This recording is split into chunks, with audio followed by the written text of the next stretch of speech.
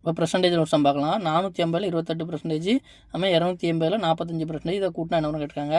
இதை நம்ம பெர்சன்டேஜ் வழக்கமாக போடுற மாதிரி எப்படி போடணும்னா, நம்ம ஒரு ஸ்தானம் தள்ளி விட்டால் 10%ன்னு சொல்லுவோமா.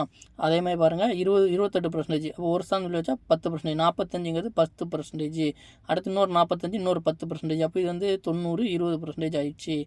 அப்போது 8% ஆனோம். 1%ன்னா கூட ஒரு ஸ்தானம் பார்த்தா 4.5ங்கிறது 1%. நமக்கு 8%, 8ஆல் பெருக்குனா 8 40, மீதி 4, 4 32, 4 36. ஒரு ஸ்தானம் புள்ளி வைப்போமா 36.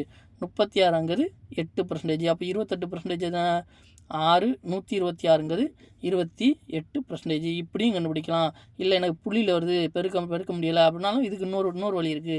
இப்போ 450ங்கிறது எத்தனை, இந்த 450ங்கிறது நமக்கு 100%ஆக இருப்போம். இந்த 100%ல் தான் 28% கேட்டிருக்கோம்.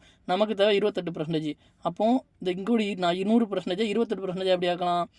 28% பை ஒரு 100.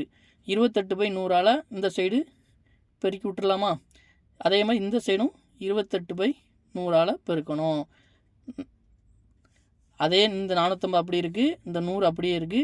இங்கோடையும் ஒரு 28/100, இங்கோடையும் ஒரு 28/100ஆல் பெருக்குதான். இப்போ இங்கே 100 பேரும் இங்கோடி 28% வந்துடும். அதேமாதிரி இங்கே அடி கொடுங்க 0 பேரும் 2 10, 9 5 45, 1 2 14 2 28, 14 9 126. இப்படியும் கண்டுபிடிக்கலாம். 2 வழி இருக்குது. இப்போ இங்கோடி கண்டிப்பாக 126 கண்டுபிடிச்சாச்சா.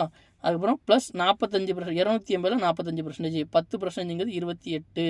அப்போது 40% எவ்வளவு, 4ஆல் பெருக்குனா வந்துடுமா. 4 4 32, மீதி 3, 8 9 10 11.